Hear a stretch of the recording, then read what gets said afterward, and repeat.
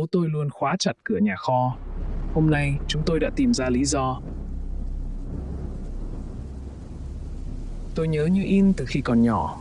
Bất cứ khi nào tôi và mấy đứa bạn của tôi đến quá gần nhà kho, bố tôi sẽ chạy ra và hét lớn, bảo chúng tôi tránh xa khỏi đó, và đó không phải là nơi dành cho trẻ con. Ông ấy nói với tôi rằng ông cất giữ những dụng cụ đắt tiền và những hóa chất nguy hiểm trong đó. Khi còn nhỏ, tôi không hề thắc mắc gì về chuyện đó. Trong tâm trí tôi đã được sinh ra ở một thế giới mà mặt trời mọc ở hướng đông. Bữa sáng là bữa ăn đầu tiên trong ngày và nhà kho luôn phải được khóa chặt. Tất cả đều là thật, hiển nhiên và đơn giản là cách mọi thứ tồn tại trong tâm trí non trẻ của tôi. Nhưng khi tôi dần lớn lên và chuyển ra ngoài để học đại học, tôi bắt đầu thắc mắc về nhà kho nhiều hơn. Bố tôi vẫn không cho tôi vào đó xem. Trên thực tế, ông ấy luôn giữ chiếc chìa khóa duy nhất bên mình.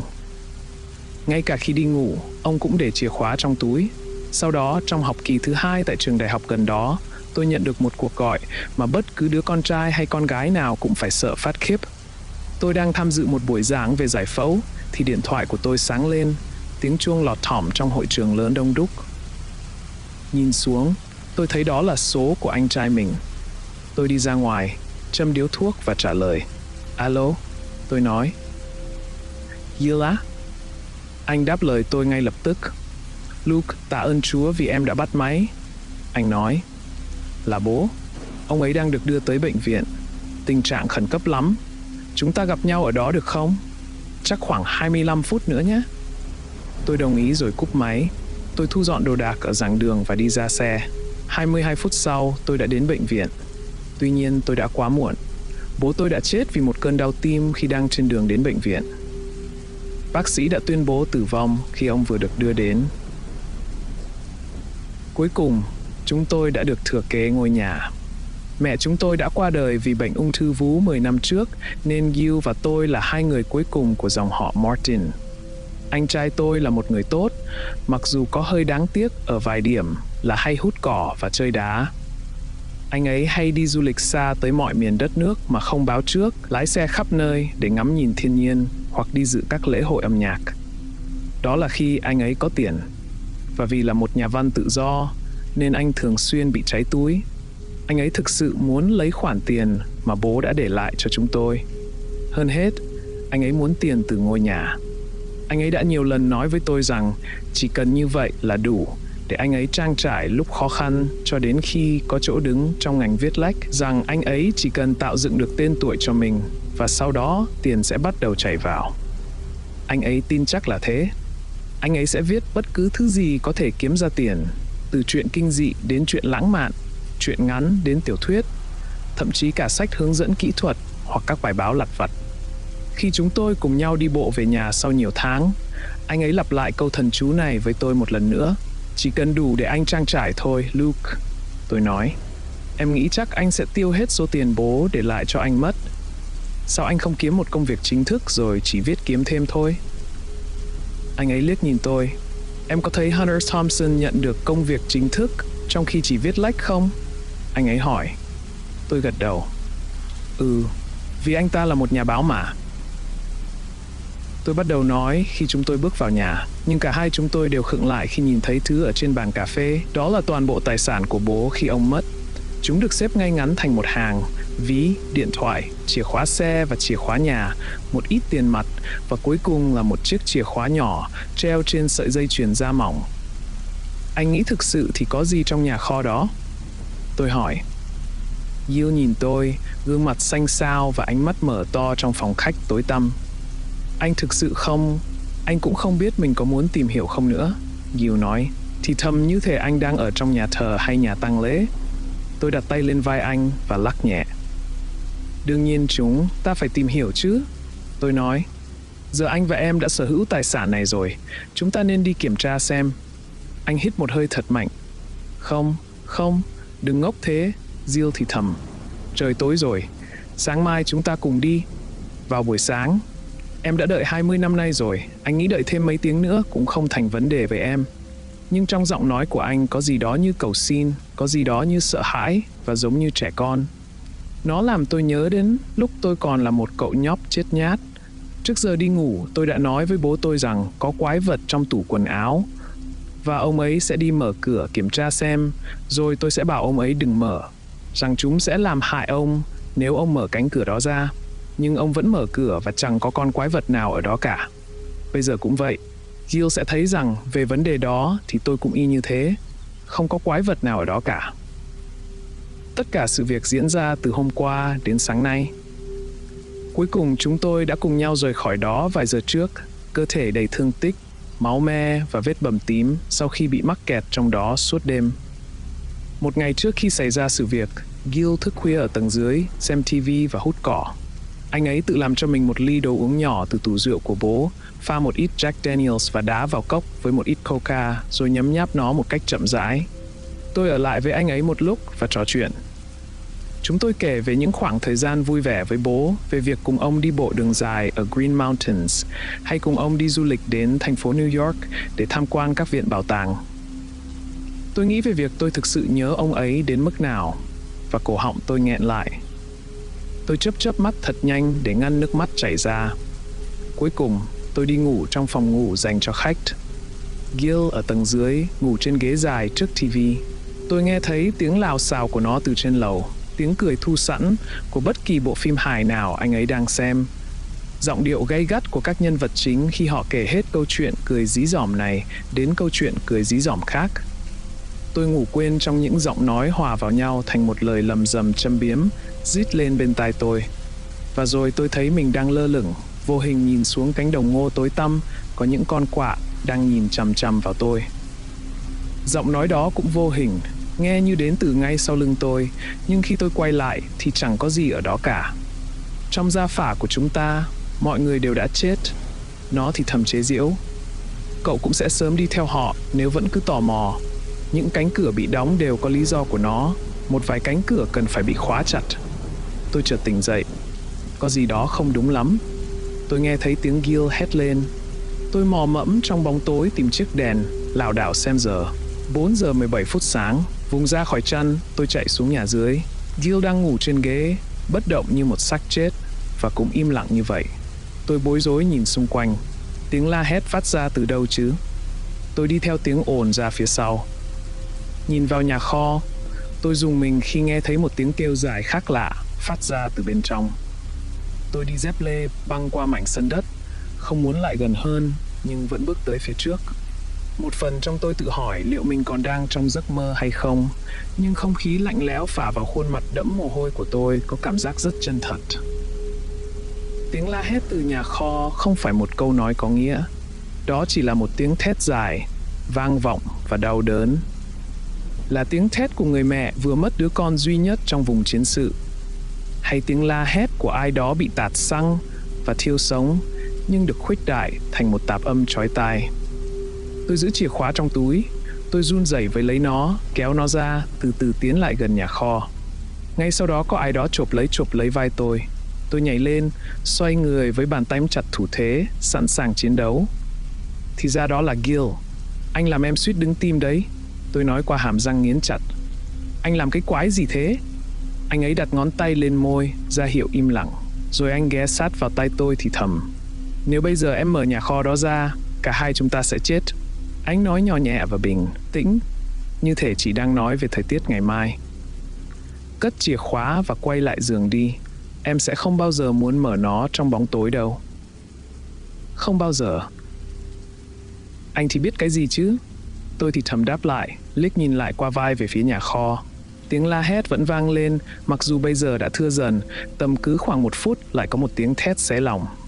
Một phần trong lòng tôi thấy mừng vì trong bán kính nửa dặm không hề có hàng xóm nào xung quanh, và điều đó khiến tôi muốn bật cười. Có lẽ có một con vật khủng khiếp nào đó ở trong sẽ xé nát tôi nếu nó có cơ hội, và tôi đang miên man nghĩ đến những lời phàn nàn của hàng xóm về tiếng ồn nếu quanh đây có người ở. Ngày mai, Gil lặp lại, nhẹ nhàng nắm lấy tay tôi và kéo tôi vào nhà. Tôi ngồi cạnh anh ấy trong phòng khách, rót cho mình một ly rượu zen và nước có gas, nhấp từng ngụm chậm rãi trong tiếng la hét từ phía sau nhà, hòa lẫn với tiếng cười thu sẵn của chương trình truyền hình, tự hỏi bố tôi thực sự là người như thế nào.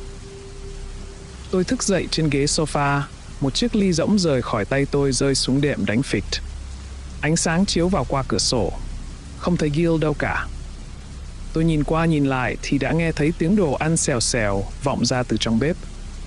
Bước vào trong bếp, tôi thấy anh ấy đã chuẩn bị một bữa sáng thịnh soạn gồm thịt xông khói, xúc xích, thịt bò băm, trứng Benedict với sốt Hollandaise, bánh mì nướng Texas, nước cam và cà phê. Anh ấy đang hút cần bên cạnh khung cửa sổ mở toang, thỉnh thoảng đưa ánh nhìn dữ tợn ra phía sau nhà về phía nhà kho. Tôi ngồi xuống, pha cho mình một ít cà phê với sữa và đường. Đồ ăn này anh nấu cho ai mà nhiều vậy? Tôi hỏi. Anh vẫn nhìn chằm chằm ra ngoài cửa sổ. Này, tôi nhấn giọng. Anh đột ngột quay lại, khuôn mặt trông tái nhợt và ù rũ. Gì thế? Em hỏi đồ ăn này anh nấu cho ai? Tôi lặp lại. Anh ấy nhìn quanh rồi mỉm cười. Chỉ cho hai anh em mình thôi. Tại sao không? Anh nghĩ hôm nay em sẽ cần năng lượng đấy. Anh cũng vậy. Anh nói một cách khó hiểu. Anh ấy ngồi xuống đối diện tôi, tự rót cà phê, nước cam và lấy một đĩa đầy thịt, bánh mì nướng và trứng. Tôi cũng làm như vậy, thỉnh thoảng liếc nhìn anh ấy. Bố đã nói gì với anh thế? Tôi hỏi. Đồ siro phong lên xúc xích và thịt xông khói của mình rồi uống một hơi hết một tách cà phê. Nó đốt cháy cổ họng tôi, nhưng sức nóng ngày càng tăng và caffeine khiến tôi cảm thấy dễ chịu hơn và tỉnh táo ngay lập tức. Gil thở dài nặng nề. Thành thật mà nói thì cũng chẳng có gì mấy, anh nói. Có lần ông ấy say khướt hồi em xa nhà để học đại học đấy, cách đây vài tháng. Trước lúc chết, mỗi ngày ông uống càng nhiều hơn, như có điều gì đó đè nặng lên ông. Điều gì đó khiến ông ấy muốn quên đi. Dù sao thì, lúc đó anh cũng đang ngồi đây với ông, cùng ông xem những bộ phim tài liệu mà ông từng yêu thích. Và trong khi đang chờ qua một đoạn quảng cáo, ông bắt đầu nói về nhà kho. Nào chàng trai, ông nói với anh, bố biết có lẽ con có vài điều muốn hỏi bố. Đáng lẽ bố nên cho con và em biết từ lâu rồi, nhưng bố lại không muốn nhắc đến nó. Mắt không thấy, tim không đau, bố nghĩ vậy. Bố nghĩ nói về nó sẽ khiến nó thức dậy. Cái gì thức dậy cơ? Anh hỏi. Bố im lặng hồi lâu, chỉ nhìn anh chằm chằm rồi ghé sát vào tai anh và thì thầm điều gì đó kỳ lạ. Cầu thang, ông nói. Chúng không bình thường đâu con trai ạ. Đôi khi chúng dẫn xuống bên dưới nhà kho để đến. Chà, bố đoán đó chỉ là một tầng phủ trống, chỉ là một tầng hầm bụi bặm, đơn sơ bên dưới nhà kho. Nhưng bố chưa bao giờ xây bất kỳ tầng phụ nào như vậy, và nó cũng không có ở đây khi bố mua căn nhà, và nó cũng không có trong bản vẽ. Nếu là vậy thì ai sẽ quan tâm chứ? Ha, một chỗ chất đồ miễn phí, ai cũng đều vui phải không? Anh gật đầu, cười to toét với bố. Ông ấy dường như thoáng thấy lại con người cũ của mình trong một khắc, hạnh phúc và tự do. Nhưng rồi mặt ông lại tối sầm lại. Nhưng con trai ơi, có nhiều khi những bậc thang đó không dẫn tới tầng phụ. Có một lần, nó dẫn xuống một căn phòng trắng đầy máu, với ánh đèn huỳnh quang, sáng nhấp nháy khắp tường và trần nhà. Và có một cô bé ở dưới đó, nhảy múa giữa đống máu, xoay tròn trong chiếc váy nhỏ màu xanh, đôi giày múa ba lê bé xíu ở dưới chân, và toàn bộ da trên mặt nó bong ra. Khuôn mặt con bé chỉ là một cái đầu lâu đầy máu và đang cười tô toét. Và khi nhìn thấy bố trên những bậc thang xoắn ốc trong góc phòng, nó ngưng nhảy và chỉ đứng đó nhìn bố chằm chằm. Đèn bắt đầu tắt, mọi thứ tối sầm, và bố chạy, con trai à. Bố chạy nhanh hơn bao giờ hết trong đời mình. Bố cảm thấy có những bàn tay nhỏ bé túm lấy mình khi bố bước lên bậc thang trên cùng và đóng sầm cánh cửa nhà kho đó lại phía sau. Bố khóa nó lại như thể có thứ gì đó đang cố gắng thoát ra, cảm thấy như thứ đó mạnh mẽ hơn bất kỳ đứa trẻ nào. Và chỉ lần đó thôi. Mọi chuyện còn tệ hơn vào ban đêm. Đó là lúc những kẻ nguy hiểm thực sự xuất hiện. Bố không biết cái cầu thang đó hoạt động như thế nào. Con trai và bố không nghĩ mình thực sự muốn tìm hiểu về nó đâu. Có thể nếu may mắn, con sẽ không bao giờ phải đối mặt với chúng. Hy vọng bố sẽ tìm ra cách tiêu diệt chúng trước khi bố nhắm mắt xuôi tay.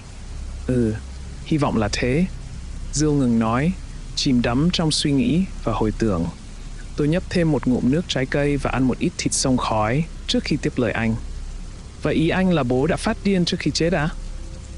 Tôi hỏi và Jill vội vàng lắc đầu. Ông ấy không bị điên đâu, Luke. Anh đơn thuần đáp. Ít nhất thì anh không nghĩ như thế về ông. Nếu đúng như vậy thì có lẽ chính cái cầu thang đã khiến ông trở nên như vậy. Em có thực sự cho rằng em nghe thấy tiếng một con cáo hay thứ gì đó bị nhốt trong nhà kho đêm qua không? Những tiếng hét đó nghe có vẻ giống con người. Cả hai chúng ta đều biết đó là điều gì đó không bình thường. Nhưng anh sẽ không lo lắng nếu anh là em. Nếu em cần bằng chứng, chúng ta sẽ có rất nhiều sau ngày hôm nay. Giả sử em vẫn muốn vào nhà kho ấy. Và sau khi ăn xong, chúng tôi tiến hành mà không hề tỏ ra hối hả hay trì hoãn.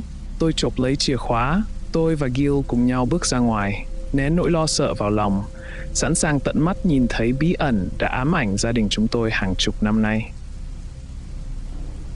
Chúng tôi bước qua khoảng sân đất chật cứng, nhìn xuống bãi cỏ phía sau nhà đến những ngọn đồi nhấp nhô trải dài ngút tầm mắt. Chúng bắt đầu chuyển sang màu xanh, nhợt nhạt và mờ mờ ở gần đường chân trời. Đó là một nơi tuyệt đẹp để sống và thật khó để tưởng tượng có thứ gì đó xấu xa đến thế lại có thể ở ngay giữa nơi đó. Nhà kho hiện ra trước mắt chúng tôi, những tấm ván được đóng chặt vào nhau và mới được sơn màu đỏ sẫm. Những tấm ván lập trên mái nhà nhỏ đều trông còn khá mới, cánh cửa trông đắt tiền và chắc chắn. Tôi đứng trước cửa, lắng nghe âm thanh của bất kỳ chuyển động nào, nhưng chẳng có gì cả. Tôi lục túi tìm chìa khóa, rút ra, nhìn Gil đang đứng cạnh tôi. Sau đó tôi tra nó vào ổ khóa và mở cửa. Nhà kho tối om như thể có một bức màn bóng tối che phủ cánh cửa đang mở. Tôi thò đầu vào, mò mẫm xung quanh tìm công tắc đèn. Và đó là lúc có thứ gì đó nắm lấy tay tôi. Tôi hét lên, chuẩn bị rút tay ra và bỏ chạy, thì cảm thấy có công tắc đèn trên tường. Tôi nhanh chóng bật nó lên, không có ai ở đó cả. Tôi run rẩy quay sang Gil. Có thứ gì đó đã tóm lấy em. Tôi thì thầm. Anh gật đầu, không hề ngạc nhiên. Sau đó, chúng tôi cùng nhau bước vào nhà kho. Các bức tường bên trong đều được bao phủ bởi các tấm kim loại. Mỗi inch vuông của nhà kho đều được gia cố bằng thép. Kể cả mái nhà, có một tấm kim loại phẳng chạy vòng quanh nhà kho, được hàn vào 4 tấm che phủ các bức tường. Chỉ có sàn nhà là không được che chắn. Nó chỉ là một sàn đất đơn giản, có một cái lỗ ở giữa. Nhìn kỹ hơn vào kết cấu bảo vệ của nhà kho, tôi thấy những vết cào và vết khoét sâu trên bề mặt kim loại. Ngay cả trên trần nhà cách 8 feet so với sàn cũng có những vết cào. Rõ ràng có thứ gì đó đã ở trong này và rất muốn thoát ra. Tôi nhích lại gần cái lỗ trên sàn. Nó chiếm gần hết diện tích sàn nhà kho. Nó rộng ít nhất 10 feet.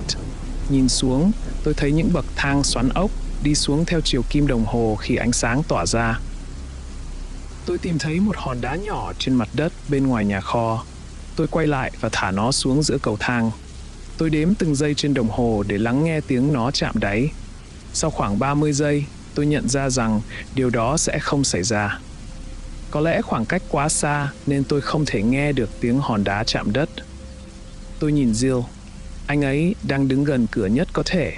Trông như thể anh ấy ước mình có thể ở bất cứ nơi nào khác trên thế giới này hơn là ở đây. Tuy nhiên, tôi cho anh ấy số điểm khá cao về lòng dũng cảm. Có điều gì đó không ổn ở đây và tôi có thể cảm nhận được điều đó. Bên ngoài trời ấm áp, làn gió trong lành thổi mùi hoa và cây thông khắp sân. Nhưng ở đây lại lạnh lẽo và ngột ngạt. Một luồng khí lạnh buốt dường như đến từ lỗ hổng trên sàn nhà, xoắn ốc lên theo cầu thang và chạy khắp cơ thể tôi, khiến tôi lạnh hết cả sống lưng. Anh hay là em đi trước đây? Tôi nói và chỉ vào cái lỗ. Gil nhìn tôi chằm chằm với đôi mắt mở to, biểu cảm của anh như thể tôi đang phát ngôn điên khùng. Tại sao một trong hai chúng ta lại phải đi? Anh ấy nói, giơ tay lên và làm một động tác như anh ấy thường làm khi bối rối. Tôi nhún vai. Bây giờ đây đã là tài sản của chúng ta rồi, tôi nói. Ít nhất chúng ta cần biết trong đó có gì. Anh không nghĩ vậy sao? Nhưng còn có một lý do khác nữa. Đó hoàn toàn là sự tò mò và mong muốn chứng minh với bản thân rằng không có gì siêu nhiên đang diễn ra ở đây, không có quái vật trong tủ, chỉ là trí tưởng tượng quá mức của một ông già lẩm cẩm mà thôi. Gil thở dài. Được thôi, anh nói. Anh sẽ đi lấy 2 cái đèn pin và khẩu súng của bố lại đây. Một ít pin dự phòng, mấy tờ tạp chí nữa nhé. Dù sao thì an toàn còn hơn phải hối hận. Cả hai chúng tôi cùng nhau đi vào nhà để cửa nhà kho mở rộng. Và tôi tin rằng đó là lúc có thứ gì đó lọt ra ngoài. Và rồi những vụ giết người trong thị trấn bắt đầu. Chúng tôi đi xuống cầu thang một cách chậm rãi. Bậc thang làm bằng đá, trơn bóng lỗ chỗ. Không có lan can hay rào chắn bảo vệ nào khiến tim tôi đập nhanh hơn một chút. Tôi cần một cái gì đó để bám vào. Nếu tôi vấp ngã trên những bậc thang này, có khi tôi sẽ rơi mãi không chạm đất mất. Thỉnh thoảng, chúng tôi nghe thấy những âm thanh lạ từ bên dưới, nhưng khi chiếu đèn xuống đó thì chúng tôi không thấy gì cả. Tiếng động xung quanh chúng tôi vang lên, có lúc giống như trẻ con đang chơi trò trốn tìm, lúc khác giống như tiếng tru của sói. Những tiếng rít và tiếng lách cách kỳ lạ cũng thỉnh thoảng phát ra từ trục bên dưới chúng tôi, rồi dừng lại nhanh chóng như cách chúng bắt đầu. Tiếng ồn càng lớn hơn khi chúng tôi đi xuống hàng chục tầng, rồi hàng trăm tầng. Có vẻ như những bậc thang sẽ tiếp tục kéo dài mãi mãi cho đến khi chúng tôi chạm tới lớp lõi trái đất và bị đốt cháy. Sau đó một cánh cửa xuất hiện, lớp sơn màu xanh sứt mẻ với bông hoa cúc nhạt màu ở giữa. Tôi nhìn Gil rồi mở nó ra. Đó là một hành lang với đèn huỳnh quang trải dài ngút tầm mắt. Vô số phòng rẽ sang trái và phải. Ánh đèn nhấp nháy rồi tắt, khiến một phần hành lang chìm trong bóng tối. Sàn nhà bị bong tróc nhiều chỗ, nấm mốc lạ mọc ra từ các đồ dùng bằng gỗ. Nấm mốc trắng đen tranh giành không gian, tạo thành những đám mốc khổng lồ to hơn cả chiếc giày của tôi. Tôi bước về phía trước, nhảy lên tấm ván trên sàn. Nó kêu cọt kẹt nhẹ và cảm giác ươn ướt lan ra dưới đế giày tôi, nhưng nó vẫn chịu được trọng lượng của tôi. Đi nào. Tôi nói với Gil, đang theo sát phía sau. Ngay khi chúng tôi bước được vài bước xuống hành lang, cánh cửa tự động đóng sầm lại sau lưng chúng tôi. Tôi nhảy lên và quay lại, rút súng ra theo phản xạ. Gil đặt tay lên vai tôi, đẩy súng xuống. Không sao đâu, anh nói. Tôi thở dốc, tim đập thình thịch trong lồng ngực. Có lẽ đó là lý do lúc đầu tôi không nghe thấy tiếng đếm số đều đều. Khi chúng tôi bước dọc theo hành lang mục nát, đèn phía trên bật tắt theo mỗi bước đi, tôi nhận ra có ai đó đang đếm, và việc đó đã diễn ra được một lúc rồi. Nghe như giọng của một đứa bé gái. 40, 39, 38. Nó đếm từng giây. Tôi nghe thấy tiếng cười khúc khích từ các phòng xung quanh, nhưng lại không nhìn thấy ai cả. Chúng tôi tiếp tục đi về phía trước, nhưng tiếng đếm đó khiến tôi lo lắng, nhất là khi tôi không thể biết nó đến từ đâu. Chúng tôi đã kiểm tra các phòng bên trái và bên phải. Gần như tất cả đều có bàn ghế hỏng và các thiết bị văn phòng cũ. Một số có bể cá, nhưng bên trong thay vì có cá thì lại có những đám nấm mốc nhiều màu mọc phía trên, hoặc thậm chí là một con rùa chết khô. Sẵn sàng chưa? Mình tới đây. Giọng đứa bé gái hét lên vui vẻ, và đó là lúc tất cả đèn phụt tắt. Chúng tôi nhanh chóng mò mẫm tìm đèn pin và cùng bật lên. Tôi cầm súng trong một tay và cầm đèn pin bằng tay còn lại, một thủ thuật mà tôi từng thấy được sử dụng trong các bộ phim về cảnh sát. Gil cầm một con dao Bowie dài 10 inch trong tay. Anh vừa rút nó ra khỏi cái bao khổng lồ quanh chân. Tay kia anh ấy cầm chiếc đèn pin chiếu loạn xạ một cách điên cuồng. Trời ạ, đừng có chiếu loạn lên thế, tôi nói. Anh làm em hoa mắt đấy. Có gì đó đang đến, Gil thì thầm, giọng có chút sợ hãi. Em không nghe thấy à? Tôi dừng lại, chăm chú lắng nghe. Quả thực, tôi nghe thấy tiếng bước chân đang đến gần, những tiếng cười khúc khích nho nhỏ, tiếng váy sột soạt. Đèn pin của tôi chiếu sáng một khuôn mặt nhợt nhạt của một đứa bé trai đang lẻn ra khỏi căn phòng gần chúng tôi nhất.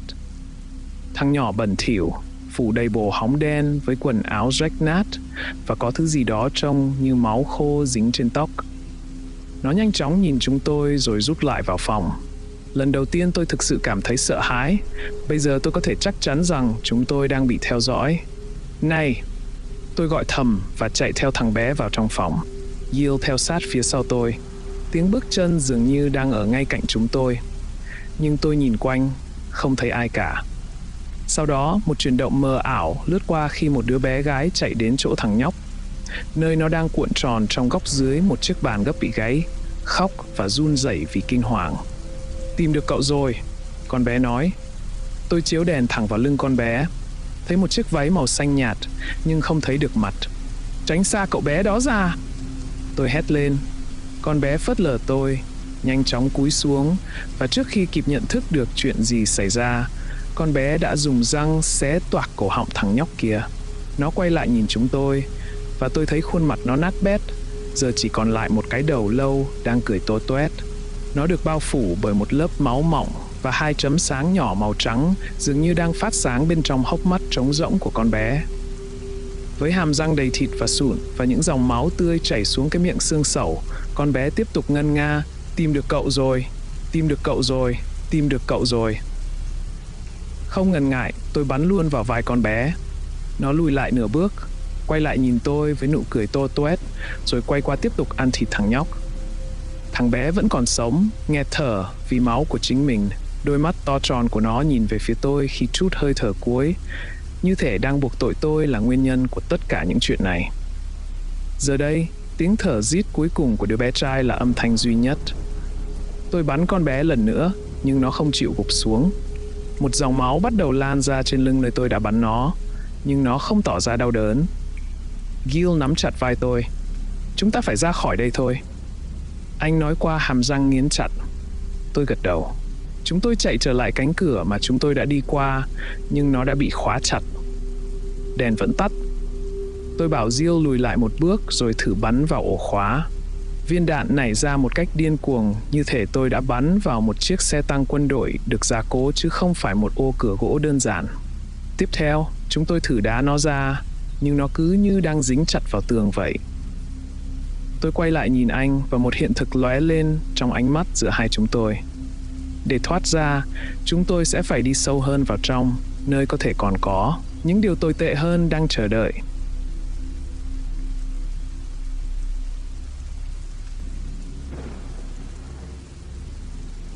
Bầu không khí đen tối bao quanh chúng tôi như một áp lực nặng nề, dày đặc và ngột ngạt. Bất cứ nơi nào không có đèn pin chiếu sáng đều biến thành một bức tường đen đặc, bóng tối không thể xuyên thủng. Nhưng chúng tôi lại nghe thấy một vài âm thanh lạ lùng. Khi chúng tôi tiến sâu hơn vào hành lang, những bước chân nhẹ nhàng và tiếng cười vang vọng xung quanh bọn tôi. Thỉnh thoảng, những âm thanh dường như đang ở phía sau chúng tôi. Một lúc lâu, tiếng cười lại vang lên từ những căn phòng được trải dài hai bên hành lang. Chúng tôi đã tìm thấy một số thứ lạ lùng trong những căn phòng đó khi đi vào từ từ, tay cầm súng và anh trai tôi với con dao Bowie đã sẵn sàng. Trong một số căn phòng, chúng tôi thấy toàn là các xác chết. Xác của nhiều người đã khô hoàn toàn trong không khí khô ráo và lạnh buốt.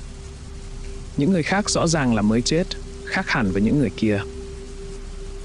Một người phụ nữ bị treo lơ lửng trên trần nhà với một tờ ghi chú được gắn trên ngực. Khi chúng tôi đi đến một đoạn của hành lang, tôi quay lại nhìn Gil. Chúng tôi đã tránh vào các căn phòng kể từ sau sự việc xảy ra với đứa bé. Nhưng sự tò mò bẩm sinh sâu sắc đã thúc đẩy chúng tôi muốn biết nội dung của tờ ghi chú này. Gil gật đầu đồng ý và chúng tôi đi về phía trước cùng nhau, soi hết mọi góc phòng, nhìn vào những bể cá vỡ nát và ghế sofa rách dưới đầy nấm mốc để tìm kiếm bất kỳ dấu hiệu nào cho thấy chúng tôi không phải là những người duy nhất ở đây. Sau khi kiểm tra kỹ lưỡng và chắc chắn rằng không có ai khác, chúng tôi quay trở lại với cái xác của người phụ nữ trẻ vẫn còn treo ở giữa phòng. Bằng một cách nào đó, cô ấy đã leo lên trần nhà, mở một tấm ván và tìm thấy một thanh giàn hoặc giá đỡ đủ chắc chắn để có thể buộc dây. Tuy nhiên, không có thang hay bất cứ vật gì cao đủ để đến gần trần nhà. Bí ẩn thật đấy. Tôi giải thích điều này cho Gil. Anh trông có vẻ hơi bối rối và lo lắng. Rõ ràng anh ấy vẫn chưa nhận ra cho đến khi tôi nói điều này với anh. Tôi quay lại xác của người phụ nữ, cẩn thận lấy tờ ghi chú được gắn phía trước áo của cô ấy bằng một mảnh gỗ lớn. Gil đứng canh giữ, chiếu sáng khắp căn phòng với chiếc đèn pin, tay cầm con dao cồng kềnh như một chiến binh từ thời Trung Cổ. Với nỗi kinh hoàng ngày càng tăng dần, tôi nhận ra rằng tờ ghi chú được viết bằng máu của chính người phụ nữ này. Nhìn vào cơ thể cô ấy, tôi thấy một vết cắt sâu trên cánh tay trái. Vết thương đã được cầm máu từ nhiều ngày trước. Tôi quay lại đọc thông điệp tuyệt vọng mà người phụ nữ này đã để lại cho chúng tôi. Gửi đến những người đã tìm thấy thứ này, tôi tên là Michaela Mansfield. Tôi đã vô tình lạc vào đây qua hệ thống cống rãnh dưới thị trấn Kaplan. Tôi và hai người bạn của mình đã đi vào để khám phá và sau đó bị tách ra khi một cô gái trong nhóm của chúng tôi bị vấp ngã. Tôi đi trước một mình để tìm sự trợ giúp, trong khi người bạn kia ở lại với cô bạn bị thương. Sau một ngày đi lạc, đèn pin của tôi bắt đầu suy yếu và tôi sợ rằng mình sẽ chết cùng nó. Và rồi, tôi nhìn thấy đèn huỳnh quang phía trước. Chúng nhấp nháy và có vẻ như sắp tắt bất cứ lúc nào, nhưng đó là hy vọng duy nhất của tôi. Tôi dõi theo nguồn ánh sáng đó và phát hiện mình đang ở trong hành lang này. Khi tôi cố quay lại và đi về phía sau, lối vào hệ thống cống rãnh đã biến mất. Chỉ còn lại một hành lang dường như vô tận. Nó là nỗi ám ảnh của tôi trong suốt vài tuần qua.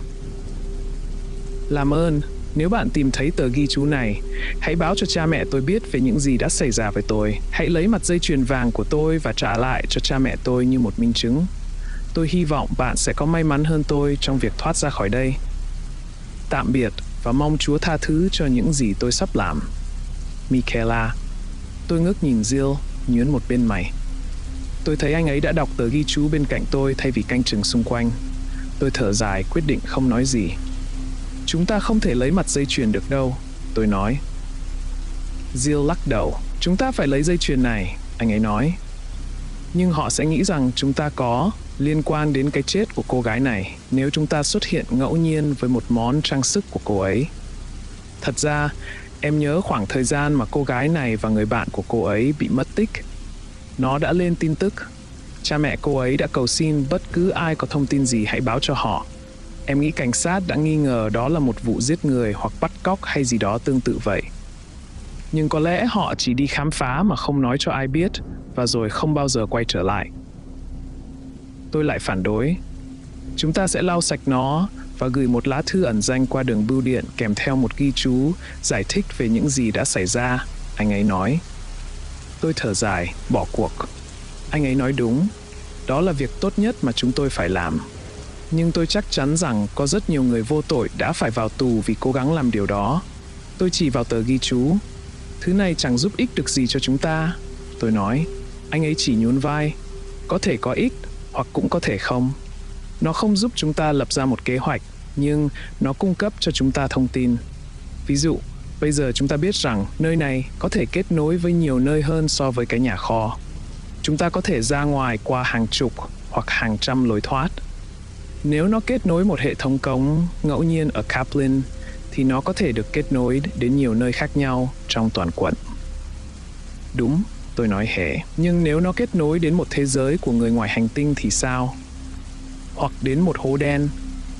Nếu nó kết nối đến một điểm nào đó trong khoảng không giữa các thiên hà và chúng ta bị hút ra ngoài rồi chết thì sao? Anh ấy chỉ nhún vai một lần nữa, dường như thờ ơ với những khả năng này. Vậy thì, anh ấy nói một cách tự mãn, một nụ cười nửa miệng hiện lên. Cái chết của chúng ta có lẽ sẽ nhanh hơn nhiều so với việc chết dưới tay những sinh vật ở đây. Rồi anh ấy bắt đầu cười. Tiếng cười vang lên rùng rợn trong nơi tối tăm và hoang vắng này, nơi mọi thứ đều có mùi ẩm mốc và từ sàn nhà ẩm ướt mọc lên những khu rừng đầy các loại nấm mốc kỳ lạ. Anh ấy đưa tay ra và lấy mặt dây chuyền vàng từ cổ người phụ nữ, cẩn thận đặt nó vào túi. Chúng tôi bắt đầu bước ra khỏi căn phòng cùng nhau. Và hơn thế nữa, tôi nói, tờ ghi chú dường như ám chỉ rằng các lối vào là tạm thời. Cô ấy không thể tìm được đường ra sau khi đã vào đây. Nếu tất cả đều như vậy thì sao? Nếu chúng giống như... Em không biết nữa, bẫy tôm hùm hoặc cây bắt ruồi gì đó chẳng hạn. Chúng dụ mọi người vào đây, và khi họ đã vào trong rồi. Tôi ngừng nói ngay khi nhận ra có ai đó đang theo sau chúng tôi. Tôi nghe thấy tiếng bước chân chạy. Một tiếng cười khúc khích cao vút vang lên, rồi đột ngột im bặt. Cả hai chúng tôi đứng yên trong bóng tối, đèn pin hướng về phía trước. Sau đó, giọng nói của đứa bé gái quỷ quyệt bắt đầu vang lên, cao vút và phi nhân tính. Những lời nói của nó mang một âm hưởng trầm khàn kỳ lạ, nghe như thể nó chỉ đang bắt chước cảm xúc và giọng nói của con người. Adam là nó, nhưng cậu ta sẽ không chơi trò này đâu, con bé nói một cách cau có. Giọng nói vang lên trên từng góc tường, tiếng bước chân nhanh đến gần và gần hơn nữa. Cậu ấy nói cổ họng bị đau, vậy thì chắc lại tới lượt tôi là nó rồi. Các cậu nên chạy nhanh đi. Chúa ơi, Gil nói, vung con dao khổng lồ của mình từ bên này sang bên kia, cứ như thể anh ta đang muốn đuổi côn trùng vậy. Đèn pin của anh nhấp nháy và lung lay khi cố gắng cảnh giác từ mọi phía. Nhưng tôi biết con bé đang ở phía sau chúng tôi. Tôi cảm nhận được điều đó. Tôi giữ đèn pin chiếu xuống, súng cũng đã được chuẩn bị sẵn sàng, cố gắng tỏ ra bình tĩnh mặc cho tâm trạng đầy lo âu. Rồi tôi thấy một tia sáng xanh hình zigzag lóe lên. Nó điên cuồng vượt qua chân ghế và những mảnh vỡ của một cái bàn. Đôi chân nhỏ nhắn đập liên hồi với tốc độ siêu nhiên. Con quỷ nhỏ trông như một dải xanh mờ ảo đang tới gần. Nghe cho kỹ này, tôi lên tiếng, cố giữ súng nhắm thẳng vào con bé. Chúng ta phải chém bay đầu nó. Gì cơ? Tại sao vậy? Lần trước, đạn không có tác dụng với. Tôi bắt đầu nói, nhưng con bé đã đến gần chúng tôi rồi, chỉ cách vài bước chân nữa thôi. Nó nhảy qua những đồ bỏ đi được đặt đan xen hai bên hành lang. Và rồi, tôi cảm thấy mình bị đánh ngã bởi một áp lực khổng lồ, khiến tôi không thể hít thở được. Tôi vẫn giữ hai tay trước mặt, một tay cầm súng và tay kia cầm đèn pin. Khuôn mặt đầy xương sẩu của sinh vật kia chỉ cách mặt tôi vài phân. Nó cắn và ngoạm một cách điên cuồng. Tôi có thể nhìn thấy các cơ nhỏ ở phía sau miệng. Nó cử động dồn dập. Nó đẩy tay tôi xuống với toàn bộ sức mạnh của mình, mà sức mạnh đó to lớn hơn nhiều so với một cơ thể nhỏ bé như vậy có thể có. Nòng súng áp sát vào phía trước ngực nó. Tôi chuẩn bị bóp cò súng thì bỗng cảm thấy áp lực bắt đầu rời khỏi thân thể tôi. Tôi nhìn thấy Gil đằng sau con quỷ con, vòng tay siết chặt cổ nó và kéo nó lùi lại. Con bé vẫn cắn và ngoạm một cách điên cuồng. Những giọt máu và nước dãi chảy ra từ miệng nó và rơi lộp độp xuống mặt tôi.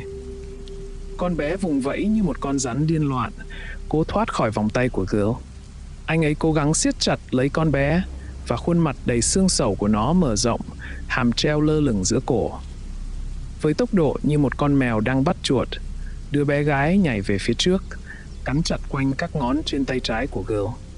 Tôi nhìn thấy ngón trỏ và ngón giữa của anh biến mất vào trong miệng nó, và anh bắt đầu hét lên vì đau đớn.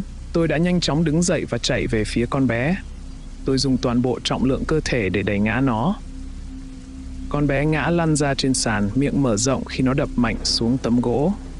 Hai ngón tay bị thương văng ra, chúng lăn trên sàn và biến mất vào một mớ nấm đen dày cộm. Tôi đổ mồ hôi như mưa, những giọt mồ hôi trườn xuống trán và làm mắt tôi cay xè. Tôi cố lau chúng đi, suy nghĩ về những gì phải làm tiếp theo. Trí óc tôi la hét, yêu cầu tôi phải bắn, nã hết đạn trong súng lục vào con quái vật nhỏ này. Nhưng tôi biết trong lòng mình rằng, làm vậy chỉ phí đạn thôi. Sâu thẳm trong tâm trí, tôi biết những gì tôi đã nói với Gil trước đó là đúng. Chúng tôi phải chặt đầu con bé. Giống như trong những truyền thuyết cũ về ma cà rồng hay quỷ dữ, tôi có một loại cảm giác sâu sắc rằng dùng lửa thiêu đốt hoặc chặt đầu sẽ là cách duy nhất để xử lý con quỷ nhỏ này. Và về phương pháp dùng lửa, chúng tôi không có máy phun lửa. Gil, tôi hét lên, chuẩn bị đi. Anh ấy vẫn kẹp chặt bàn tay dính máu, nắm chặt con dao Bowie trong tay phải. Khuôn mặt anh tái nhợt và trắng bệch. Tôi tự hỏi liệu anh có thể không ngất đi ngay tại đây và làm hại cả hai chúng tôi không? Nhưng anh ấy chưa buông dao, ngay cả khi đang chiến đấu với con quái vật hung hăng, ngay cả khi ngón tay bị cắn mất. Anh ấy mạnh mẽ hơn vẻ bề ngoài rất nhiều, tôi tự an ủi mình. Trong khoảnh khắc ấy, một cảm giác bình yên và rõ ràng hiện lên trong tôi, và tôi bỗng biết được mình cần phải làm gì. Con bé quái quỷ kia đứng dậy, cào nhào, khạc nhổ rồi cười lên khằng khặc. Tôi lao tới và dẫm chân lên lưng nó, dồn toàn bộ trọng lượng cơ thể lên người nó để ép nó nằm xuống. Sau đó, tôi lấy khẩu súng và bắn vào vùng phía sau đầu gối của nó, hai chân hai viên. Nó thét lên. Con quỷ nhỏ rống lên khi máu đỏ đậm phun ra từ đôi chân nhỏ của nó, khiến nó phải vùng vẫy đến mức vặn ngược cổ để cố cắn tôi. Bàn tay nó đang thay đổi, những ngón tay nhỏ nhắn dần dần dài ra và chuyển thành móng vuốt đen sắc. Tôi biết thời gian của chúng tôi đang dần cạn kiệt. Làm đi, tôi hét lên.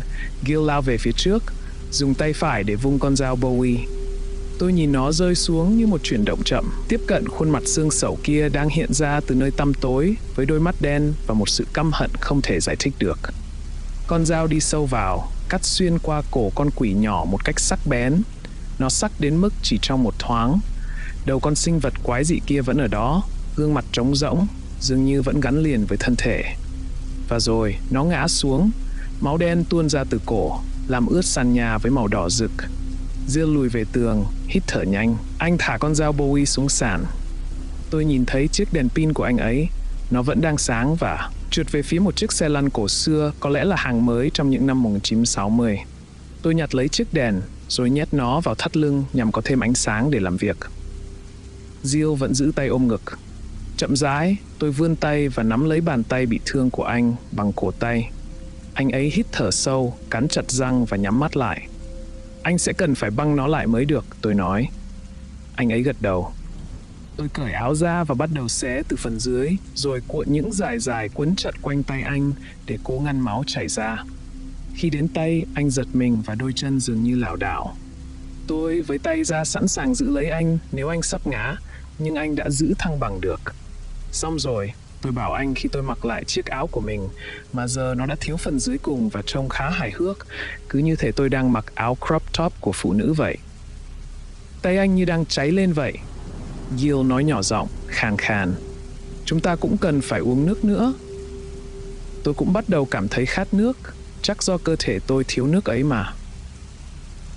Cô gái đó, Michaela, ghi chú của cô ấy cho biết cô bị mắc kẹt ở đây trong suốt vài tuần.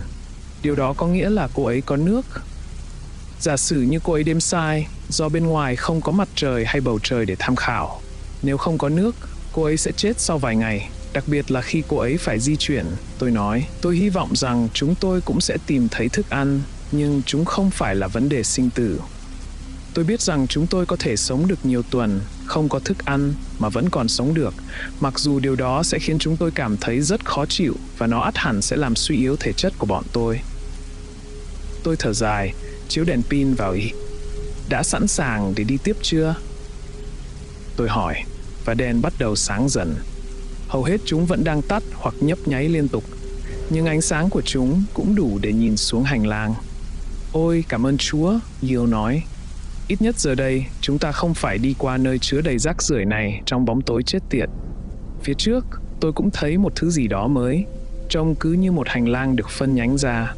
Tôi chỉ vào đó và đôi mắt của Jill mở to.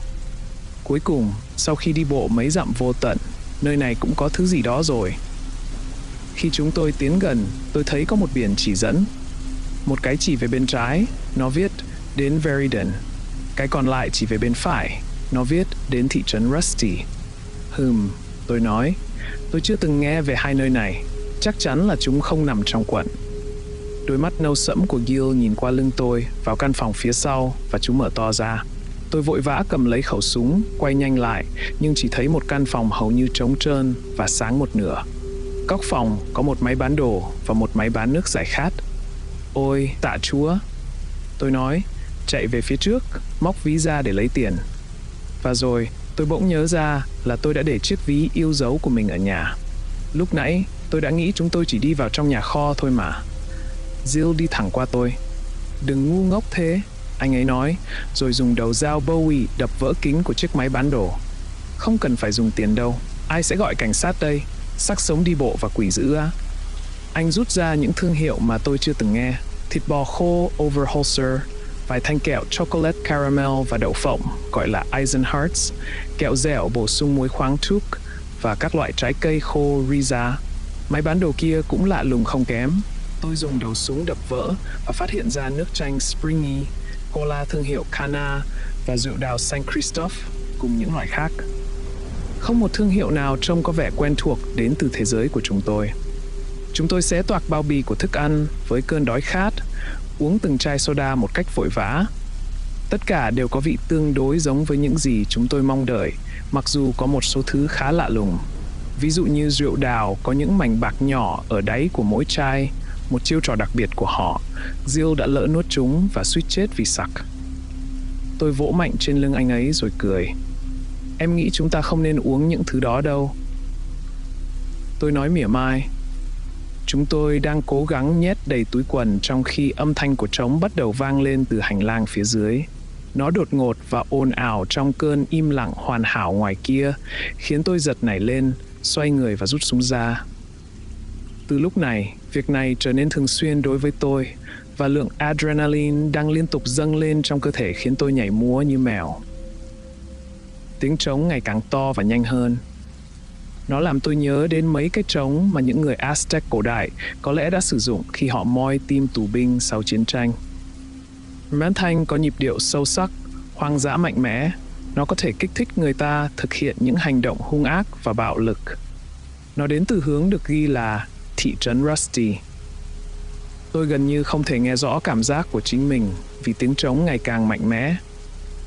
Tôi cố gắng dùng tay để nói với Gil rằng tôi sẽ đi trước vì tôi có súng và anh ấy nên đi ngay sau lưng tôi. Nhưng anh chỉ cười và gật đầu. Có lẽ anh không hiểu những gì tôi cố gắng truyền đạt. Tôi thở dài, bắt đầu tiến về phía trước dọc hành lang. Tôi nhíu mày, nhìn qua góc đường tiếp theo, nơi mở ra cánh cửa vào một sân thể dục khổng lồ. Trần nhà cao vút phía trên tôi nhìn thấy một nhóm người lộn xộn, bẩn thỉu đứng thành hình nửa vòng tròn xung quanh một chiếc quan tài được làm bằng kim loại, đặt thẳng đứng vào bức tường phía sau. Máu đang chảy ra từ phần đáy của quan tài, tạo thành một dòng máu đông đặc chảy trên sàn nhà, uốn khúc qua góc phải. Những người xung quanh quan tài hô hào cười reo, vỗ tay và nhún nhảy theo điệu nhạc. Tôi nhìn thấy những vết thương nặng nề và những nốt phát ban còn đang lở loét trên khuôn mặt và da thịt của họ. Điều đáng chú ý là, lần đầu tiên kể từ khi chúng tôi lạc lối ở đây, có những cửa sổ xung quanh chiếc lều rộng lớn này có thể thấy được thế giới bên ngoài. Tôi chạy tới, nhìn ra ngoài. Tôi nhìn thấy một thành phố đang cháy rực, những tòa nhà bốc cháy và phát ra những làn khói đen kịt. Nó làm tôi nhớ đến cảnh tượng của Berlin vào cuối Thế chiến thứ hai. Mặt tiền của các căn nhà đã sụp vào bên trong, đường phố nứt nẻ và đầy đá vụn. Tôi nhìn thấy những xác người được treo trên những cột đèn dọc dài con phố. Phần nhiều trong số chúng đã rất cũ, khiến dây treo bắt đầu rạn. Một số thi thể đã bắt đầu biến thành xác khô, với làn da mỏng manh bám sát lấy những cơ thể khô héo và miệng mở rộng. Quanh các góc nhà và ngõ hẻm, tôi chợt nhìn thấy những hình dạng kỳ lạ. Những sinh vật nửa người nửa thú đang ngồi co cụm, với những cây búa rìu và dao dài, những hình bóng mặc áo choàng như đang trỗi dậy trên mặt đất tan hoang và nứt nẻ. Và những đứa trẻ có làn da đỏ hòn đeo bám trên tường với 4 chân như thằn lằn. Tiếng trống ngừng lại một cách đột ngột, như cách chúng bắt đầu. Tai tôi vẫn vang vọng. Tôi quay lại nhìn nửa vòng tròn của những con người đầy bệnh tật và bẩn thỉu. Họ đã ngừng vỗ tay, nhảy múa và hoan hô, giờ chỉ đứng như tượng, nhìn chằm chằm vào Gil và tôi với đôi mắt vô hồn, chết chóc. Cậu không nên nhìn vào thị trấn. Một người phụ nữ gầy gò với mái tóc đen bẩn nói. Giọng điệu của cô ta mang theo phong cách lạ lùng mà tôi chưa từng nghe thấy trước đây. Những sinh vật quái dị đang sống ở đó và chúng sẽ bò ra khi tiếng trống ngừng lại. Cô ta bước tới, thì thầm. Chúng tôi ngăn chặn chúng bằng cách hiến tế mỗi khi nhịp trống vang lên. Máu sẽ làm hài lòng những sinh vật trong thành phố và những kẻ đang lẩn khuất trong các hành lang. Sẽ đến lượt mọi người được nằm trong quan tài thôi, chắc chắn rồi. Một thành viên khác trong nhóm bước lên và mở quan tài kim loại ra. Tôi nhìn thấy những que nhọn dài trượt ra từ một thân xác, sau đó một hình dạng tái nhợt ngã xuống, đập vào sàn đất bẩn với âm thanh nhấp nháp ẩm ướt. Mùi máu trong không khí bây giờ trở nên đầy ám ảnh. Cả Jill và tôi cùng thốt lên khi nhìn thấy hình dạng đó trên sàn. Là một người phụ nữ trẻ, cô ta cứ như bị hút cạn máu vậy. Cô ấy có hàng chục vết sẹo bị đâm trên mặt, bụng, chân và tay. Gương mặt cô ấy vẫn giữ nguyên nét đau đớn và kinh hoàng. Đôi mắt mở to nhìn lên trần nhà. Các người đã giết cô ấy rồi. Gil nói, anh kinh hãi, ôm lấy bàn tay đang bị thương của mình một cách cứng đờ, biểu lộ sự lo lắng và sợ hãi. Tại sao cơ chứ? Tại sao các người lại nhốt một người trong nhóm của các cô vào cái quan tài sắt chết tiệt đó? Quan tài sắt? Người phụ nữ có mái tóc đen phía trước đáp lại. Đó là một cái tên khá hay đấy. Trong thế giới của tôi vào thời điểm này, chúng tôi gọi cô ấy là nữ chúa thép. Và nữ chúa thép được sử dụng rất nhiều. Cô chỉ ra ngoài cửa sổ với khuôn mặt không cảm xúc. Các cậu đã nhìn thấy thế giới của tôi sau tất cả. Đó là một nơi luôn có thể luôn ngửi thấy mùi của cái chết, và đôi khi còn ngửi được mùi của lửa nữa. Đây là phần nào của Hoa Kỳ vậy? Gil hỏi, vẫy tay ra ngoài cửa sổ. Người phụ nữ cau mày. Tôi không biết Hoa Kỳ mà anh nói, cô ấy nói, nhún vai. Vậy cô đến từ đất nước nào? Anh hỏi tiếp. Victoria chứ sao? Nhưng Victoria chỉ có 3 bang.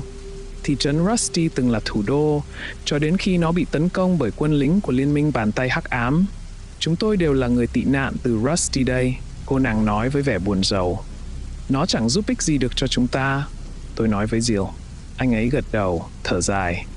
Cô có thể chỉ cho chúng tôi làm thế nào để quay lại những cầu thang bằng đá không? Những cầu thang xoắn ốc khổng lồ quanh quẩn lượn vòng ấy. Jill hỏi người phụ nữ như một nỗ lực cuối cùng để nhận được câu trả lời hợp lý từ cô ấy. Cô gật đầu với khuôn mặt bẩn thỉu. Chà, nó ở trung tâm của Undergraves, cô ấy nói, chỉ về phía quan tài sắt và xác chết trên sàn. Tôi nhận ra trên trần của căn phòng trước lối đi tiếp theo có một biển chỉ dẫn. Một bên chỉ sang trái với dòng chữ đến trung tâm thị trấn Rusty và một bên chỉ sang phải với dòng chữ đến Undergraves. Biển chỉ dẫn bị phủ đầy bụi và các vết nấm đen, quả thật chẳng có gì lạ khi tôi không thể nhìn thấy nó trước đó. Cô có bản đồ nơi này không? Tôi hỏi người phụ nữ bẩn thỉu và những người bạn của cô ấy. Họ đều lắc đầu. Không có bản đồ ở Undergraves, nhưng có một bậc thang ở trung tâm đấy. Chỉ cần rẽ phải ở đây và đi thẳng, bỏ qua tất cả các ngã rẽ sang phải hoặc trái, chỉ cần đi thẳng. Chúng tôi bắt đầu bước đi thật nhanh, cố gắng bỏ lại những tên điên này phía sau.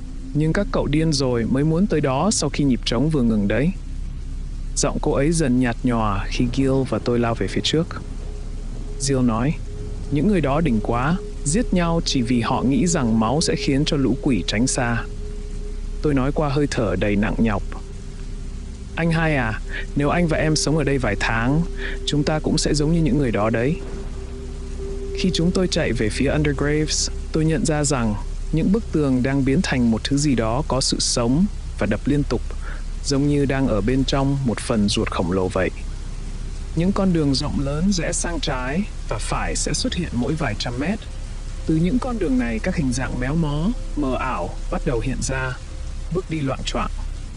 Chúng di chuyển lảo đảo, mờ nhạt khi chúng tôi bước sang phải hoặc trái ngẫu nhiên. Miệng chúng mở to đen ngòm và sâu hắm. Đôi mắt của chúng trông như những hố sâu không đáy, và phần thân còn lại chỉ là hình bóng mờ mịt tăm tối. Khi những người kia bắt đầu tiến tới, tôi không biết phải làm gì. Tôi cẩn thận giơ súng lên, nghĩ rằng thả an toàn còn hơn là tiếc nuối. Họ đang tiến về phía tôi một cách nhanh chóng, di chuyển lung tung, da họ nhăn nheo và run rẩy mỗi khi tôi nhìn vào. Khi họ đến cách tôi khoảng 10 mét, một cơn nóng rát bắt đầu lan tỏa trong cơ thể tôi, như thể tôi đang đứng trước lò nướng. Tôi bắt đầu bắn, mỗi viên đạn trúng vào giữa thân họ sẽ khiến họ tan biến thành khói. Tôi nhìn thấy chất đen nhầy quay trở lại căn phòng đỏ một cách nhẹ nhàng và họ bước ra. Cảm giác nóng rát đó biến mất ngay lập tức, nhưng da tôi vẫn cảm thấy ấm áp đến lạ lùng. Chúng tôi đang chạy xuyên qua khu vực Undergraves. Sàn nhà phủ đầy máu, trông khá trơn trượt, các mô kỳ lạ mọc khắp phòng và những bọc bướu che phủ đèn huỳnh quang. Những chiếc đèn vẫn nhấp nháy không ngừng nghỉ trên trần nhà. Trong hầu hết các căn phòng, tôi nhìn thấy vài người bị treo ngược trên trần nhà, lồng ngực của họ bị xé toạc. Những hình dáng kỳ lạ đang lom khom cắt thịt thành từng mảnh dài, chuẩn bị phơi khô. Một trong số chúng nhìn tôi với khuôn mặt giống lợn. Đôi chân giống bò bước chậm chạp trên sàn nhà dính máu, ban đầu còn chậm rãi và do dự. Sau đó, chúng lao về phía tôi. Lúc này, tôi đã gần hết đạn. Jill từ phía sau lao lên và chém toạc bụng nó khi nó giơ dao lên. Nó đã quá tập trung vào tôi, đến nỗi không nhận ra Gil đang chạy tới với con dao Bowie dính máu trong tay. Anh không chạy được lâu nữa đâu, Jill nói, thở hổn hển. Tôi mệt mỏi gật đầu. Tôi cũng vậy. Tay anh cứ như bị thiêu đốt vậy. Đáng lẽ anh phải được đưa đi điều trị y tế từ 12 tiếng trước rồi. Một phần trong tôi tự hỏi liệu những bậc thang có thực sự ở đây không, hay chúng tôi đã bị lừa, rồi bị đưa vào nơi tồi tệ nhất của cái hành lang kỳ lạ này, để trở thành vật hy sinh cho những con quái vật kia. Suy cho cùng, chúng tôi đã giao phó mạng sống của mình cho một nhóm người điên loạn. Nhưng vào lúc này, chúng tôi chẳng còn nơi nào khác để đi ngoài việc tiến về phía trước.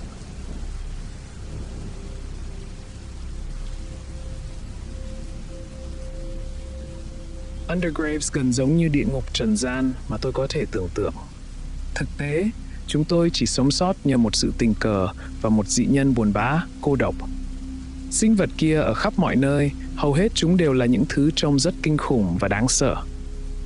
Vài tên có thân người đầu lợn với những con dao dài xuất hiện từ các căn phòng xung quanh.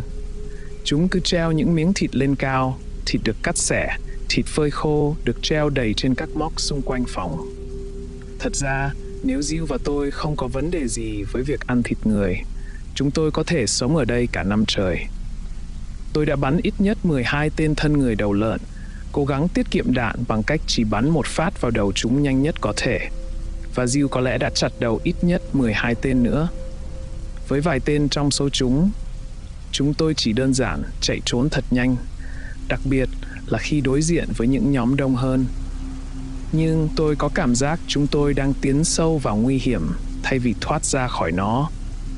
Bây giờ có các cửa sổ, vô vàn cửa sổ xuất hiện dọc theo hai bên căn phòng, và chúng cho thấy một thế giới bị lửa thiêu rụi. Tôi nhìn thấy những người mất tay và chân quây quần xung quanh, những đống lửa trong thành phố bị phá hủy bởi bom, xác xe tăng vỡ nát rải rác khắp đường phố, và những xác chết được treo trên cột đèn. Tôi bắt đầu hiểu được rốt cuộc nguồn thịt này đến từ đâu để nuôi dưỡng những sinh vật kia rồi.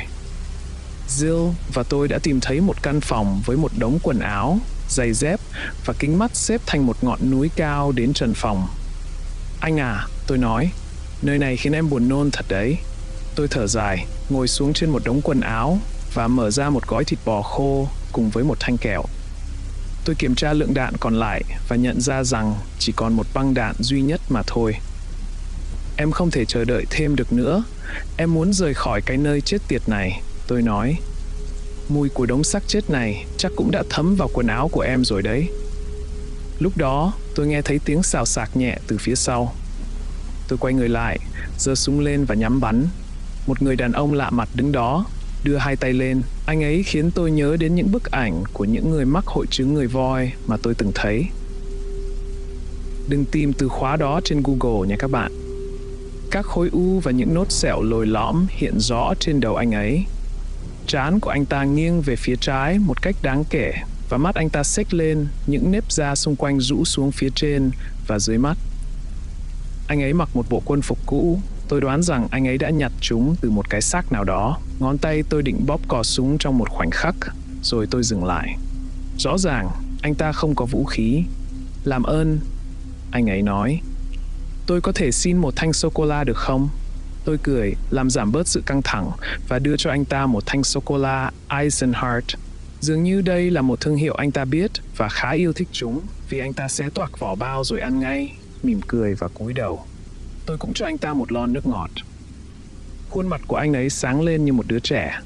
Cảm ơn, anh tốt quá. Tên anh là gì vậy, anh bạn? Gil nói chậm chậm, vẫn giữ chặt con dao Bowie của mình. Tôi vẫn đặt ngón tay trên cò súng, nhưng tôi cảm thấy bọn tôi không cần dùng vũ khí với người này. Frankie, anh ta nói. Nụ cười của anh ta dở rộng đến nỗi lộ hết 3 chiếc răng còn lại của anh. Tôi làm bạn với các anh được không? Tất nhiên, tôi nói. Tại sao lại không? Frankie này, tôi tên là Luke, đây là Gil. Chúng tôi là những người tốt, chúng tôi không đến từ nơi này. Thật ra, chúng tôi đang cố gắng rời khỏi đây. Anh có biết cách để ra khỏi đây không? Frankie im lặng một lúc lâu, cứ như thể một loạt câu nói trên đã làm quá tải mạch xử lý trong não anh ta. Khuôn mặt anh ấy trở nên đờ đẫn, trống rỗng. Sau đó, mắt anh ta sáng lên và anh gật đầu. Các anh có thể đi đến thị trấn Rusty ngay lập tức theo lối đó, anh ta nói một cách phấn khích. Chỉ ra ngoài cửa sổ về phía nơi có thi thể của một người phụ nữ đang bị những con chim giận dữ, kêu quang quác mổ và xé rỉa. Tôi lắc đầu, mỉm cười. Mặc dù nơi đó có vẻ rất tuyệt, tôi nói, nhưng thật ra, bọn tôi đang tìm một nơi khác. Chúng tôi đã đi xuống từ cầu thang bằng đá hình tròn. Một vài người rất tốt bụng đã nói với chúng tôi rằng những bậc thang đó có thể được tìm thấy ở đây, trong Undergraves, nếu chúng tôi đi thẳng qua hành lang kỳ lạ được phủ cơ và da. Những người rất tốt bụng đó cũng đã cổ vũ và vỗ tay khi họ đẩy nhau vào một cỗ quan tài bằng sắt và để máu thấm vào sàn nhà. Tôi nhớ lại. Frankie cười lớn, một âm thanh chân thật và hạnh phúc khiến nơi này trở nên kỳ lạ. Không, bạn ơi, anh ta nói, lau nước mắt. Nếu các anh đi thẳng vào Undergraves, các anh sẽ đến hố đầu lâu. Có hàng ngàn quỷ dữ ở đó. Chúng sẽ ăn thịt các anh đấy. Anh ta tiếp tục cười.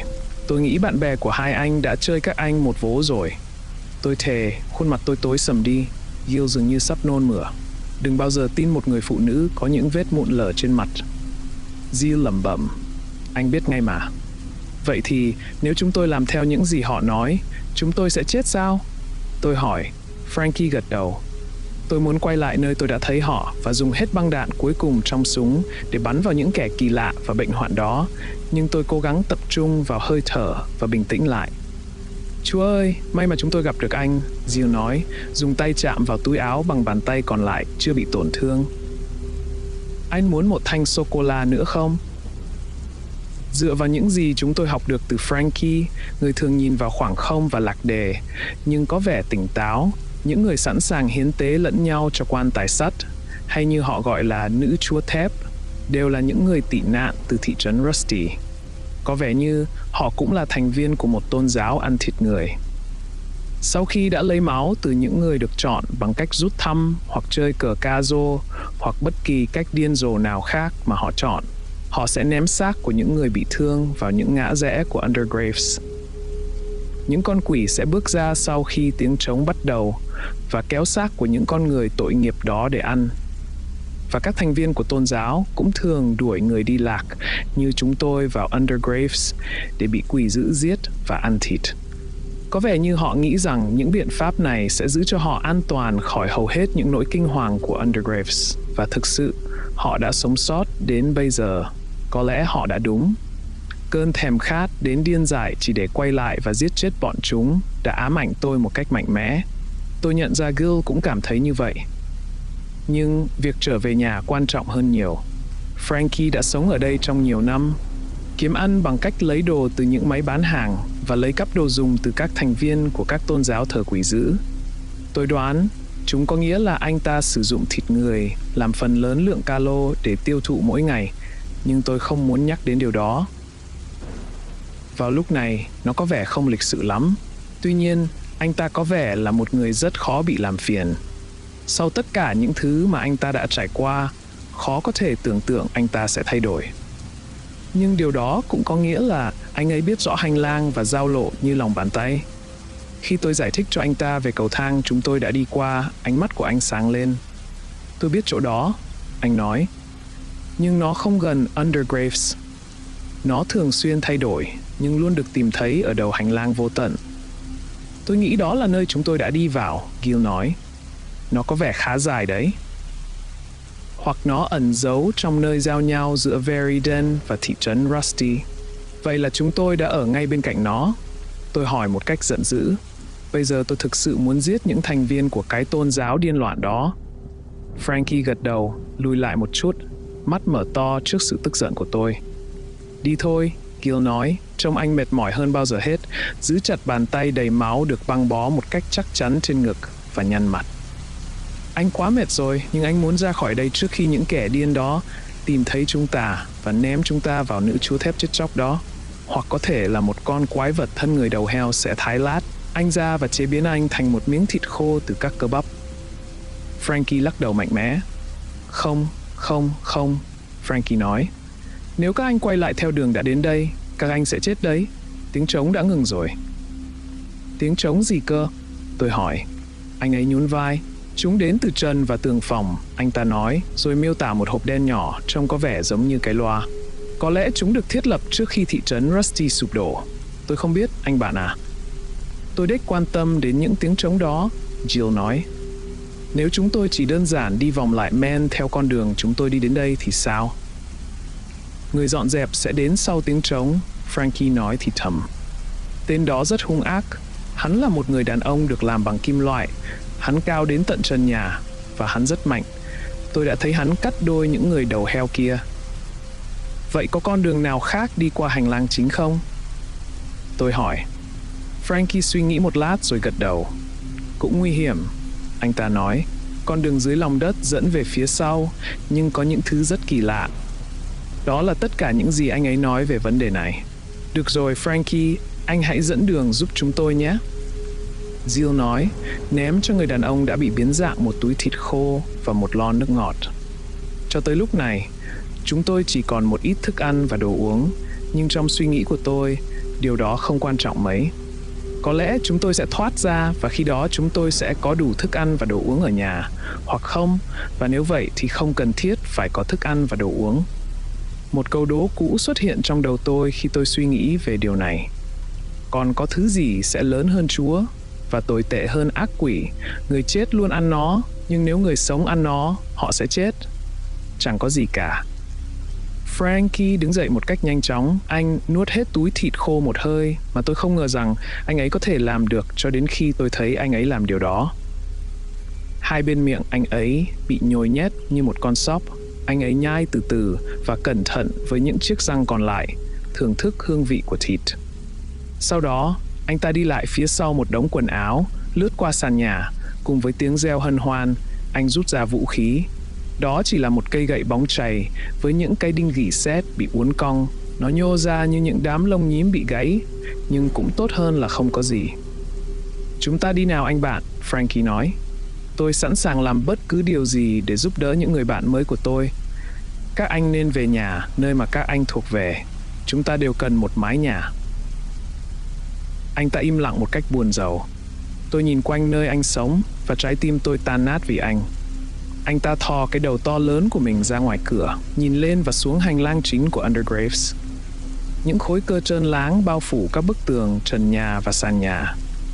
Chất lỏng màu đỏ kia dường như co lại và mở ra, như thể nó đang trải qua các cơn co thắt ruột.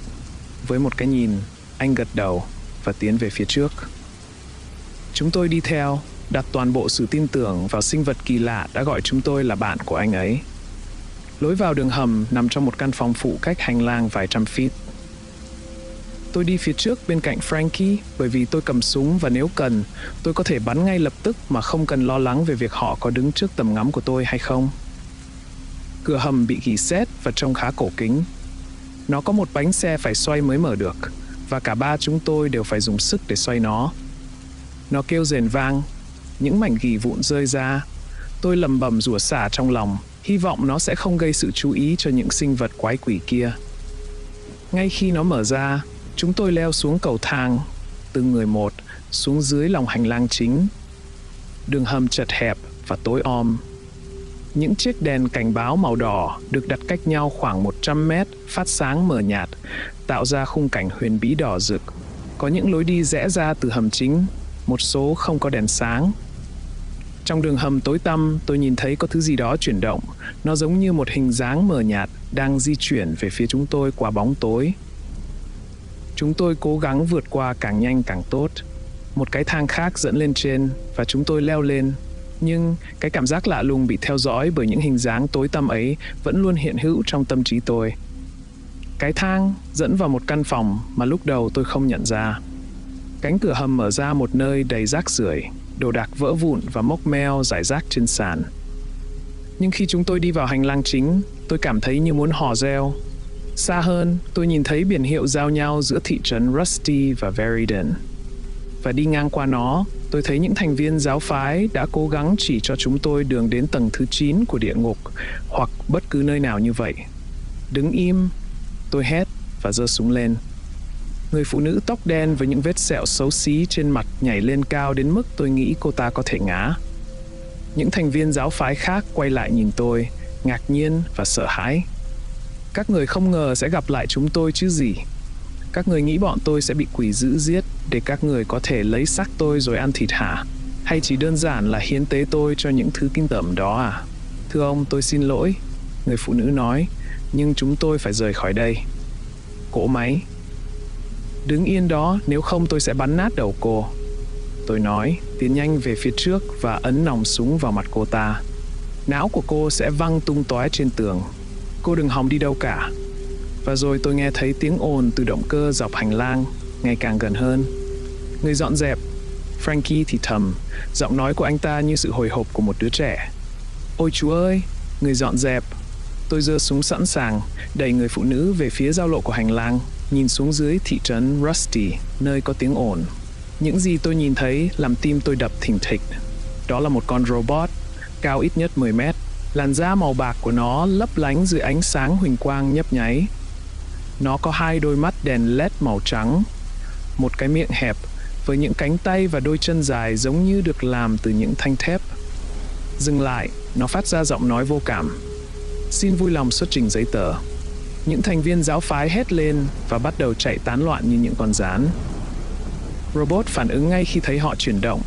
Nó vung một cánh tay lên và lao về phía trước, vụt qua hành lang một cách nhanh chóng. Tôi nghe tiếng xương kêu răng rắc và những cơ thể va vào tường. Có người thậm chí còn bay ra khỏi cửa sổ.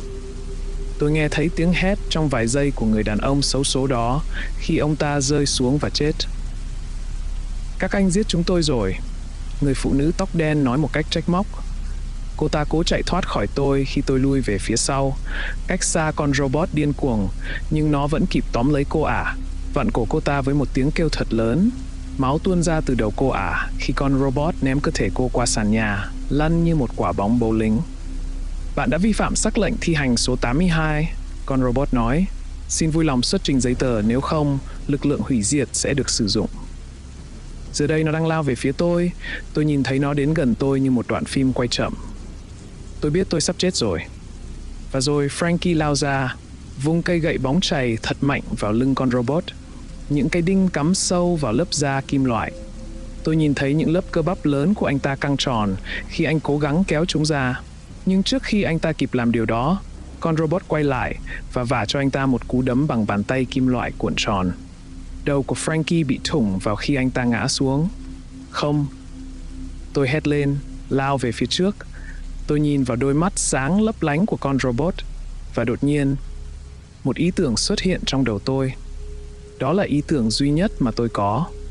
Tôi bắt đầu nổ súng vào mặt của con robot và chỉ trong vài giây, đôi mắt sáng trắng của nó đã nổ tung. Tai tôi vẫn còn vang vọng tiếng súng nổ liên tiếp trong không gian chật hẹp. Tia lửa và dây điện bắn ra và con robot bắt đầu kêu rẹt rẹt. Mùi thuốc súng và kim loại cháy lan tỏa trong không khí. Trung tâm thị giác đã ngừng hoạt động, nó nói. Trung tâm thị giác đã ngừng hoạt động. Đây là một lỗi nghiêm trọng. Vui lòng, liên hệ với tập đoàn Victoriad Arms và báo cáo vị trí và loại lỗi này. Một phần thưởng lớn sẽ được cung cấp. Vui lòng gọi số 1 600 333. Tôi ngừng lắng nghe. Con robot đã bắt đầu di chuyển một cách ngẫu nhiên, vung tay và chân theo hình vòng tròn khi chuông báo động vang lên. Tôi nhìn thấy nó đè chết một vài thành viên của giáo phái kia. Nó đâm vào tường, làm vỡ vách ngăn và để lại các vết lõm và lỗ khắp nơi. Tôi chạy đến gần Frankie, anh ta vẫn còn sống nhưng sức mạnh của anh đang dần suy giảm. Đôi mắt anh đang nhắm lại. Tôi đã giúp được những người bạn của mình, đúng không? Anh ấy chậm rãi nói trong sự buồn bã. Tôi gật đầu, một giọt nước mắt rơi xuống. Anh đã cứu chúng tôi, nói. Tôi xin lỗi. Anh ấy gật đầu, sau đó nhắm mắt lại và thở dài. Cầu thang ở hành lang Veridan. Trước khi tàu đến Naraka, anh ấy nói. Về nhà đi anh bạn, về nhà đi. Máu tụ lại quanh đầu anh ta. Đôi môi anh bắt đầu tái nhợt và hơi thở dần ngừng lại. Gil kéo tôi đứng dậy, thì thầm vào tai tôi. Anh nói, anh nghĩ chúng ta đang bị theo dõi, chúng ta cần phải đi ngay bây giờ. Chúng tôi đã làm vậy. Bọn tôi bắt đầu chạy xuống hành lang. Tôi quay lại nhìn, thấy vài cái xác của các thành viên tôn giáo đã chết và những cử động loạn xạ của con robot khi nó đâm vào những căn phòng ngẫu nhiên và đi xa hơn xuống hành lang về phía thị trấn Rusty. Nhưng có một thứ gì đó đang ở đó. Nó tối tăm và mang hình dạng con người. Tôi nhìn chằm chằm, nhưng rồi nó phai nhạt vào bóng tối. Ở đó, Gil hét lên, chỉ vào một cánh cửa mà tôi vừa mới nhận ra. Đó là một cánh cửa màu xanh với một bông hoa cúc được vẽ trên mặt trước. Niềm hạnh phúc và sung sướng của tôi khi nhìn thấy nó đã cao đến mức tôi ôm siết lấy Gil và nắm chặt anh ấy. Frankie đã làm được rồi, tôi nói. Anh ấy đã đưa chúng ta đến đây. Và rồi, chúng tôi nghe thấy tiếng kêu rít từ phía sau. Tôi quay lại nhìn, nhưng giờ đây chỉ còn lại bóng tối sau lưng chúng tôi. Những ánh đèn lung linh đã tắt ngóm. Chúng tôi mở tung cánh cửa, lao vào bên trong. Khi cửa mở ra, hiện lên trước mắt tôi là những bậc thang tròn bằng đá, giống như những bậc thang mà chúng tôi đã sử dụng để xuống đây. Chúng vẫn trơn trượt, vẫn vô tận, và vẫn không có lan can, nhưng adrenaline trong máu cứ dâng lên từng cơn, khiến tôi chỉ muốn chạy nhanh hơn mà thôi. Nỗi sợ độ cao của tôi không thể sánh bằng nỗi sợ hãi về những gì đang xảy ra ở dưới đây với chúng tôi. Nhưng bất kể cái thứ gì đang bám theo chúng tôi đi chăng nữa, nó cũng đang ngày càng tiến gần hơn. Tôi có thể nghe thấy nó đang đến gần, nghe thấy tiếng kêu rít của nó. Tôi kiểm tra khẩu súng trong lúc chạy và không ngạc nhiên khi thấy mình đã hết đạn. Tất cả những gì chúng tôi có chỉ là con dao Bowie chết tiệt đó. Tôi mệt mỏi, nhưng chúng tôi vẫn tiếp tục chạy, gần như sắp ngất xỉu. Cuối cùng, nhiệt độ bắt đầu tăng lên, không khí trở nên ít nặng nề và dày đặc hơn. Tôi có thể nhìn thấy lối ra nhà kho khoảng vài vòng tròn nữa trên những bậc thang đá. Chúng tôi dùng hết sức lực cuối cùng, chạy nhanh đến cuối cầu thang. Chúng tôi phóng lên sàn nhà kho, vượt qua những bậc thang đá trơn trượt cuối cùng. Cánh cửa bị khóa, giống như lúc chúng tôi rời khỏi nó. Có vẻ như có những vết cào mới trên tấm kim loại che nội thất của nhà kho, những vệt móng vuốt sâu và các vết rạch chạy theo mọi hướng, nhất là trên lớp vỏ bảo vệ cánh cửa. Jill lục lọi túi áo để tìm chìa khóa. Nhanh lên, tôi nói, răng cắn chặt lại. Nó đang đến gần. Anh không thể. Jill nói, tìm trong từng túi áo. Anh ấy không tìm thấy gì. Anh đã đánh mất chìa khóa và bây giờ chúng tôi sắp chết.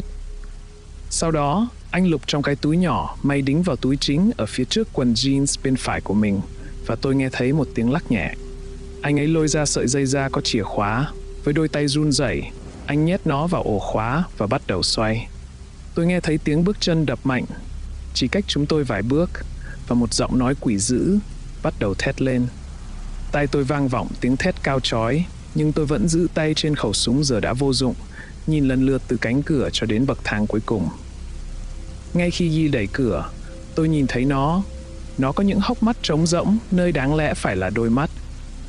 Da của nó trông giống như làn da khô cằn, sần sùi của một xác ướp, và nó dường như run rẩy và vặn vẹo khi cơ thể của nó di chuyển. Miệng nó mở rộng gần như đến giữa ngực, chỉ là một hố đen to lớn phát ra những tiếng la hét vang vọng không ngớt, dường như không cần phải thở. Chúng tôi đóng sầm cửa lại. Tôi dồn toàn bộ trọng lượng cơ thể vào cánh cửa, trong khi Yu đưa chìa khóa vào ổ khóa và bắt đầu xoay. Có một sự rung chuyển dữ dội khi con quái vật đập vào cửa, và rồi Yu khóa chốt lại và rút chìa khóa ra. Tôi trượt xuống sàn, tim tôi đập nhanh đến mức tôi không còn cảm nhận được nhịp đập của nó nữa. Sau khi nghỉ ngơi một lát, chúng tôi quay lại trong nhà.